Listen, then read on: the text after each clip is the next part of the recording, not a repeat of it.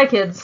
This lecture is a little bit different from the other ones. This is actually a skills lecture on a topic that is thoroughly tested on the AP exam, which has to do with designing experiments and then what's called linearizing graphs. This is something that should have technically been covered in your math classes, but what I found is that your math teachers focus on math applications, and in this class you're going to see how this applies to physics and experiments and science. It actually should make you better at math if you really can understand what's going on.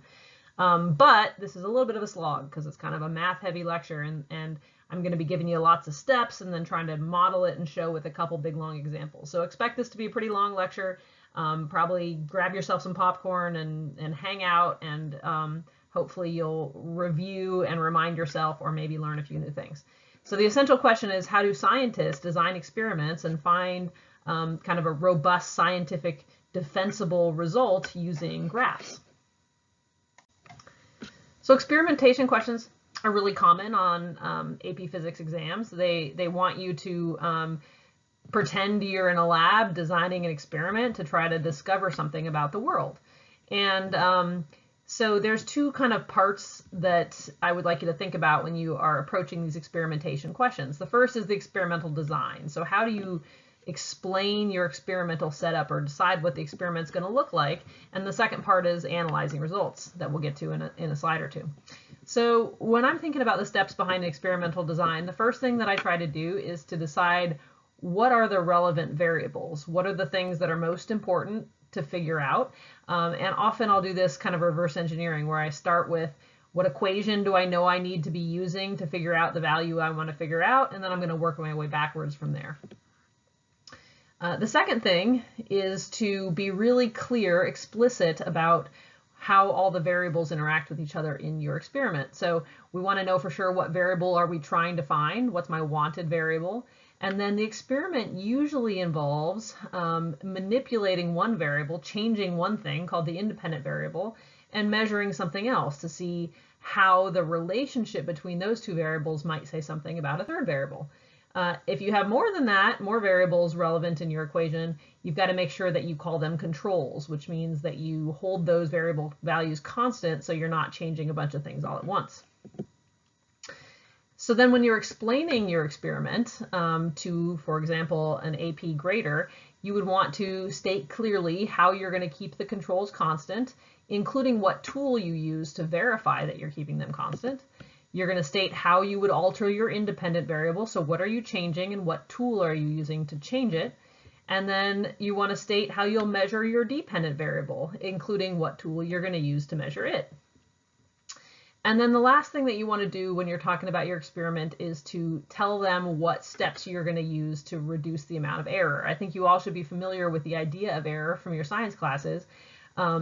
And at minimum, the easiest thing to do to reduce error is just to say, basically, take multiple data points, but there may be other things you can do also as you think about your experiment to reduce the amount of error. So the second part of experimental design questions is the analyzation part, analyzing your data and the results now that you've taken all this data. And usually they're going to ask you to use what's called a linearized graph to actually find your ultimate conclusion. To make a linearized graph, this is just kind of like the to-do list, and I'll show you guys what this looks like in real life in a little bit.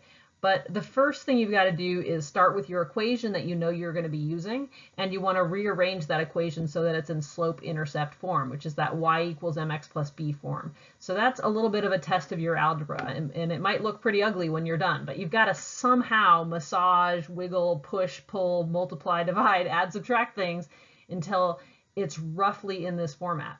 And so what this format means is that y is your independent variable, right? So you need to get your independent variable, whatever you decided it was going to be for your experiment, all alone on one side, or at least the only relevant variable on one side of the equation. There might be other constants or control variables with it. That's okay, although I find it slightly preferable to have the variable just by itself. Then on the other side of the equation, the equals mx plus b side, we've got to have the dependent variable and your wanted variable on the other side. The dependent variable is going to end up being the x in this equation, and the wanted variable, whatever you're trying to solve, will probably either be in a product with that variable, in which case it'll be related to the slope, or it'll be in a sum with that, in which case it'll be the intercept, right? So it's either the wanted variable is either going to fit into the M or it's going to fit into the B, depending on what your equation ends up looking like. So that's kind of an important idea. Once you've got your equation in that format, then you might need to do some additional calculations in order to create some XY pairs for graphing. If your equation doesn't look straightforward, where your variables just fit right into those slots, you might have to do some additional calculations. I'll show you what that looks like on our sample problems here. Then the next step is just to go ahead and graph the data. So you'll now have XY, and you guys should be pretty familiar with how to do graphs. So you're going to put XY data pairs on your graph. And if you've done it correctly, this graph should look linear, which means that all the points should line up in some sort of straight line. And the last step is to draw a straight best fit line on your graph. Once we've done that, we're done with our sort of background stuff. We now have to just figure out, how does this graph actually give me the wanted value? And as we said, it's going to be one of two things once we've got our best fit line. Either your wanted value is somehow incorporated in the slope, so you want to take the slope of the graph, or it's going to be somehow in the B, which is the intercept of the graph. So you can pull those values right off the graph, either just manually, you found slope of graph manually, or you can use some sort of linear regression tool. So your calculator does this automatically for you. Google Sheets does it automatically for you. If you took freshman physics this most recent year, we went through that a lot, where it made the equation. That's called a linear regression, and it's a tool to let you figure out these values really quickly. So once you have created this best fit line, then you're able to use the values from that slope intercept form to actually get your wanted value. I'm going to run you through two sample problems and show you how this protocol that I kind of set up a minute ago would allow me to reach my conclusions and the solutions in a way that AP would be really happy with. So the first one kind of comes from either freshman physics or AP Physics 1, depending on what you took. The question is, you have a force probe, an accelerometer, which is a tool that measures acceleration, and a box of unknown mass on a frictionless surface. You would like to determine the mass of the box as accurately as possible using a linearized graph. So you can probably think of lots of ways to find the mass. You could just weigh it on that force probe. But the question specifically tells you to use a linearized graph, which means you're stuck going through this whole big procedure, creating a graph, even though you might think you have a faster way to do it. And the reason we do it with the graph is because the graph actually gives us a much more accurate, data, error-free, precise solution than just picking a couple data points would. So, experimental design, number one. When I look at the tools I have, they lead me to think of what variables those are able to measure, right? I have a force probe, so I can find F. I have an accelerometer, it's easy to find A. And the M is what I want to know.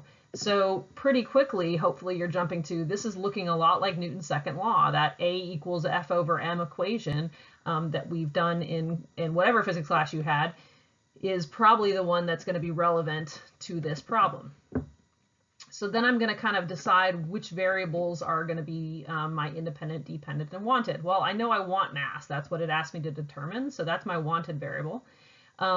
Independent is the one that it's easiest to kind of tinker with and adjust manually.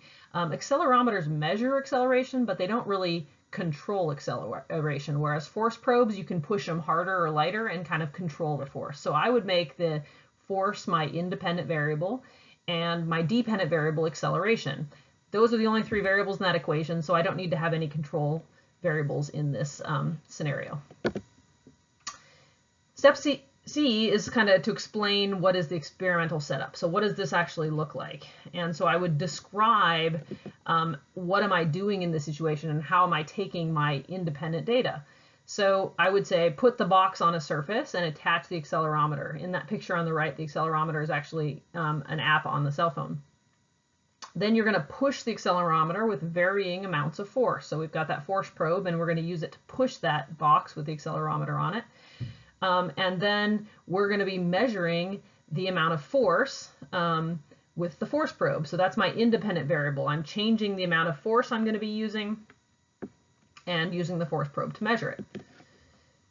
The next thing is to explain your dependent value. So how are you getting data out of this? Well, I'm going to take acceleration data at a wide range of force values using the accelerometer. So I'm changing my force and I'm going to just record what are the acceleration values. Step E has to do with the error. You want to explain what steps you took to reduce error. So in this case, you would want to make sure you're pushing horizontally. If you push at an angle, that's going to change the amount of force. So that would be one thing. And the second thing, as I said, you always want to just add in there this statement because it'll usually get you a point. Collect multiple trials for each force value. So just making sure you have multiple data trials is going to really help reduce the error. So if I actually did this experiment, this would be like a sample data table that I would create. You'll notice that my independent variable is labeled there, force in newtons. So this is the way I set these things up carefully in Google Sheets. I want to have all my label stuff in the top column. I don't want to have newtons written in any of these values because it makes it nearly impossible to graph. So I just put the label, the units up there in the column header. And I took a wide range. I took 6 different force values so that I could make sure that I had kind of a good representative sample. To reduce the error, I took 3 data points for each force reading. So I did 3 trials of force of 1 Newton, 3 trials of 2, 3, 4, 5, and 6. And then I actually averaged those trials out to come up with average acceleration at a force. So I actually am only going to be graphing these 2 columns in yellow. I don't want to graph individual data points because they're not as accurate as graphing the average. So I actually only have 6 pairs of data here that I'm going to eventually be graphing. But I used all this other data to reduce the error that would be in this experiment. All right, so now I have this nice data table, and I need to figure out how to linearize it, how to put it on a graph. Remember that we had that equation, A equals F over M. But the first step is that I need to get that equation into y equals mx plus b format, right? So my y variable in this case actually was acceleration. That was my independent variable. I decided that was going to be independent from the beginning. So it's already over there. If you see the format that I have, the A is already by itself on one side. So that's actually pretty good. I got my independent variable right there. But the dependent value, which is F, is also on the other side with my wanted value. So that's pretty good. The only thing I would sort of rearrange is to make it look like a product instead of like I'm dividing by M. Because the mx plus b format, we have m times x. And so I would really like that to look like something times F plus something.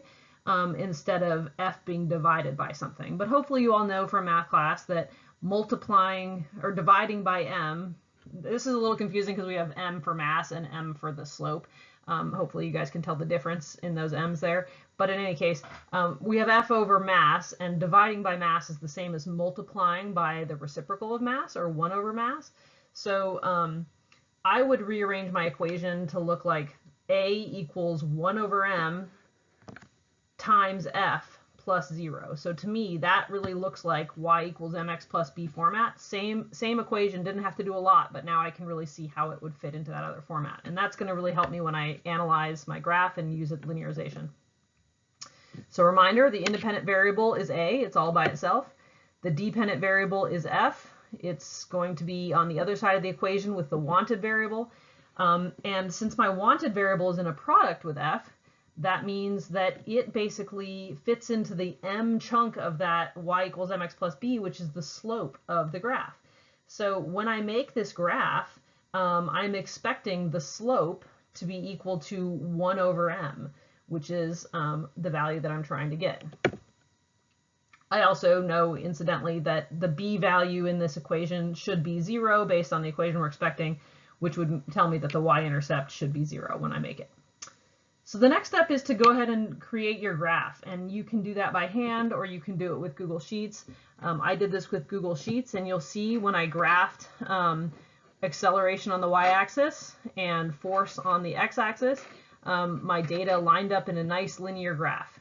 I then used the setup, customize setup tool and got into the series and clicked on trend line. So I'm expecting a linear trend line, and I also had it print the equation out as the label for the trend line, which is super useful in this equation, in this application, because this equation right here is actually going to be the thing that gives me the value of that slope that I'm looking for. So I've got my acceleration on the y-axis, force on the x-axis, all my data points, and as we are predicting, the slope on the graph is actually going to be equal to 1 over m, and that's why this equation is going to be really useful. All right, so we just got from that last slide where we had our best fit line and we made it print an equation for us of 0.5 times x plus negative 0.0333. I'm going to rewrite that little equation. So this equation is actually y equals mx plus b format, but it doesn't write the y in for you. I wish it did. But this is y equals m times x plus b for my linear regression. So now I'm going to rewrite that equation with the independent and dependent variables for my experiment, which looks like this. A equals 0.5 times f minus 0.0333. So I've replaced it with the x and y axis variables that I was graphing.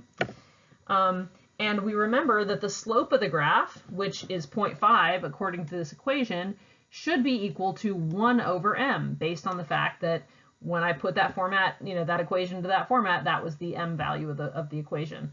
So the last step is just to solve for m itself, because we're asked to find the mass, not the reciprocal of the mass. So I know that 1 over m is equal to 0.5, and that tells me my mass, which is 2 kilograms. So we finally got to the conclusion. I know you feel like you probably could have gotten there a lot faster, but this is much more accurate, and it averages out a lot of errors. Incidentally, the intercept, or the b value of this graph, was negative 0.0333. We were expecting it to be 0. It's not quite, but that's pretty darn close to 0. So what's happening here is our error in our data points just caused my intercept to be off a little bit. So that is due to experimental error, and it's pretty close to 0. Why did we go through all this? Well, without using a graph, you'd probably, like I said, just try to calculate mass using one pair of data points. If you did that with all the data that we had a couple slides ago, your answers are somewhere between 1.6 kilograms and 3.3 kilograms, based on whatever data point you happen to choose and the error with that particular data point. Using a linearized graph, you average out the error for all of your data, and you get a much more accurate result without any outliers. So in any case, this is a really important method for scientists to learn. If you want to be taken seriously in the scientific community, you got to be able to linearize graphs and produce results based on a linearized graph. All right, I want to delve into one more sample problem that's a little bit more complicated. So stand up and stretch, pause the video for a few minutes if you need to, because we're going to get right back into it. And this one's from the current unit in optics. So the question is, you would like to determine the focal length of a converging mirror. Design an experiment and use a linearized graph to find the focus. Okay, so I'm expecting you guys to take some data. What kind of data would we be taking? Produce a graph that somehow is a straight line, and use that straight line graph to figure out the focal length. So if I look at the tools that I have, or that I would, what if I had to think about what this experiment would do, I would probably set up an experiment where I have the converging mirror and I have an object in front of it, and it's pretty straightforward to measure the distance from that object to the mirror. And it's pretty straightforward to locate the image of that object. You can use a screen or you can just eyeball it, but finding the image distance is also pretty clear.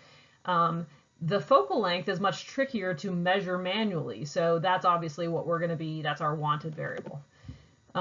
When you think about those variables, the equation that should jump out to you that you're going to be linearizing is that thin mirror and thin lens equation that is one of the only ones that we've gotten so far from this unit, which is 1 over SI plus 1 over SO equals 1 over F. In that equation, the wanted value is the focal length. The independent value, so the one that I can control, is probably the object distance, because I can move that object around or move the lens or the mirror around. And the dependent is going to be the image location. So I will be measuring where that image ends up appearing. Again, I don't have to have any control variables because there's only 3 in that equation. The third step kind of explains how we would change our independent variable. So I would set up the mirror on a stand on the table, place an object in front of it, and use a meter stick to measure the distance from the mirror to the object. So that's what's happening here. We got a meter stick and we're going to measure the object distance. The next thing is use a meter stick again to measure the distance from the mirror to the image of the object. So we have this screen that we're projecting an image onto, and we're going to use the meter stick to measure how far away that image is. And then it says at a wide variety of object locations. So I'm moving relative to the object, so I get a bunch of data points, not just a single data point. Talking about error, I would say make sure the mirror is vertical. If it's not, the reflections aren't going to be vertical and not going to end up on the screen. And then the key thing again, as always, collect multiple trials at each object location to make sure we have averaged out our data. Okay, so let's say we've performed our experiment and we have our data table. This data table I didn't want to show all the data this time, so I just put just the two columns that were interesting, the object location and the average image location. I assume that I actually took that image location several times and then averaged it out. But in any case, here's the data that we got. Last time when we made our linearized graph, we were able to just plot that data right on there and it made a linear graph already, right? The slope was a little funny because it was 1 over m instead of m, but the graph itself was really straightforward.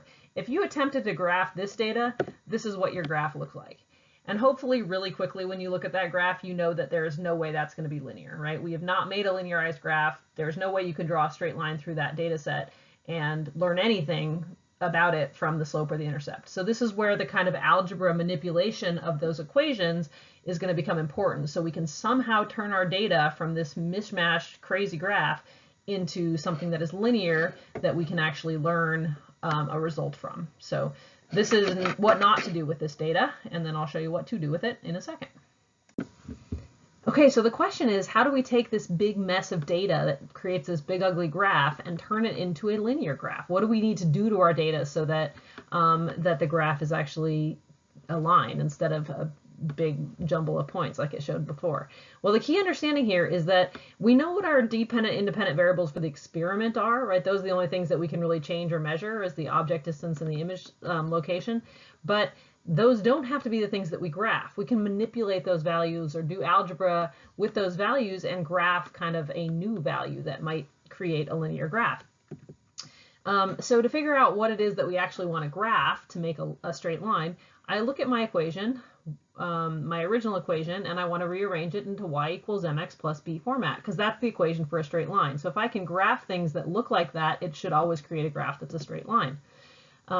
So in that equation, we've already decided that our x value, our independent value that we're changing is going to be our object location, and our y value has to somehow be related to the image's location, the thing that we're measuring. So I rearranged that equation just by subtracting 1 over SO. And I did that so that the 1 over SI would be the only information that was remaining on the left side of the equation, just like y is the only information on the left side of the equation. You could actually go and solve for SI and isolate that if you want, although it doesn't really matter if SI is by itself as long as the only other stuff in there are constants or variables that are controlled. So I've got that 1 over SI on the left. This is the simplest way to rearrange this in my opinion. And then I've got two chunks on the right. I've got the negative 1 over SO, which is essentially my m times x piece. The m is going to be the negative 1, and the x is going to be the 1 over SO. And then I have this b piece, which is 1 plus f. So I've rearranged it so that my y independent value is something different than just plain old SI. It's actually going to be 1 over SI. So the independent variable that I'm going to be graphing is not just plain old SO, it's actually 1 over SO. The dependent variable I'm going to be graphing is not plain SI, it's 1 over SI. And when I graph those things together, it should create a graph, according to this equation, that has a slope of negative 1, that's the m value from that equation, and the y-intercept, which is the b value from that equation, should end up being 1 over f, and that's what I'm looking for. So this is sort of how I've manipulated that equation to give me the information that I want, which is the focal length. So the last step is that I need to actually calculate these values, because like I said, we can't graph plain old SI and SO. We need to actually graph 1 over SO and 1 over SI. So I take my data table and I add a couple columns and I relabel those guys, 1 over SO and 1 over SI, because those are the actual things that I need to graph to make a straight line.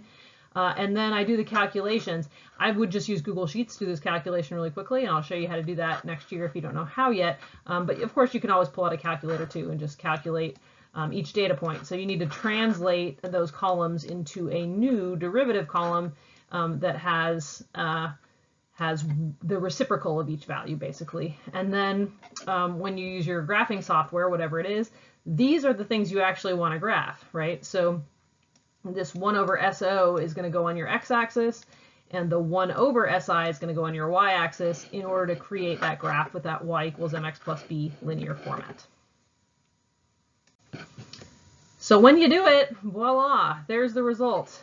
It's a straight line. So that data that looked like it was all over the place actually does graph a straight line if instead of graphing the data itself, you graph 1 over SI on the x-axis, or 1 over SO on the x-axis and 1 over SI on the y-axis. Now that we've got this lovely linear graph, we actually want to take the last step, which is figuring out what is the focus. So that was the whole goal of this entire experiment. And to do that, we're going to be using the best fit line. So again, I turned on this linear regression fit on Google Sheets, and I had it print out the equation. That equation should be in y equals mx plus b format. So we add a little y equals, and in the equation, that's your m.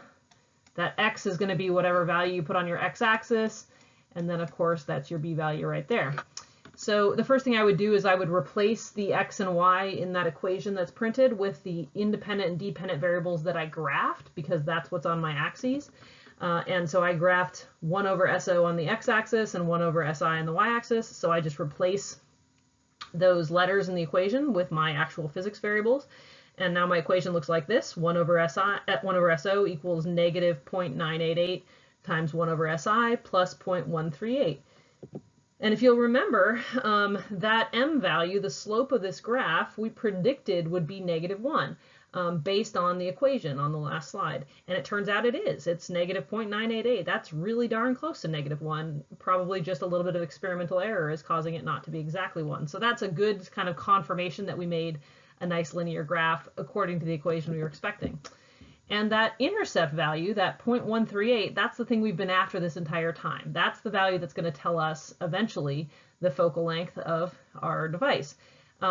Because we remember from the equation that that intercept is equal to 1 over f, according to the linearized equation that we predicted.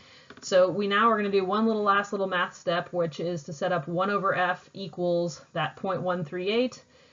Use cross multiplication or isolate the f, and you end up getting f is 7.24 centimeters. It's always good to take a second and make sure that your answer is consistent with what you know about the setup. In this case, we know that the mirror itself was creating both virtual and real images based on the positive and negative sizes of those images, or locations of those images. So that positive sign tells me that we're talking about a converging mirror, or that concave mirror. So we could not only tell, what kind of what the focal length is, but actually what kind of device it is as well. So that's pretty interesting. And we can also take a look at the magnification, how that affects how our results actually match up with our prediction of the focal length of the mirror. So there you go, you did it. Okay, so this is actually my first time ever attempting to teach linearization virtually, so I don't really know how this will sit with you guys, but let me just own first thing that some of you feel very comfortable with this, I'm sure. Some of you, this was like, holy cow, and you may be feeling slightly terrified about the prospects of taking AP Physics now because you've seen this kind of level of work. Trust me, you're going to be fine. You're way ahead of last year. You're way ahead of the kids 2 years from now, or 2 years ago, because I've never done this before. I've sort of expected kids to pick it up on the fly, and they've still done really, really well. So I'm hoping that by teaching this kind of explicitly, at least it gives you a first taste of what this is going to be like. And if you didn't get it from this lecture, that's okay, because I'm going to go through this many more times over the course of the year as we start doing experiments. You'll start seeing it come up in problems and labs and all sorts of other opportunities. So you're going to get better and better at this. So if this felt scary to you, please just like take some breaths, send me an email and say, Ms. Nichols, that was really like more than I was ready for, and I will talk you down from it, because I know you guys can do this, and I think that this class is going to be really a really unique experience for you guys to start seeing how math and science connect with each other. So in any case, thank you guys for watching. Please do revisit your essential question, which is how do scientists design experiments and find results using a graph? I didn't put any specific linearization practice out for you guys now because I don't want to overwhelm you guys with too much math, and we're going to get it as the year goes on. So I just wanted to expose you to this for now. But thank you very much for watching.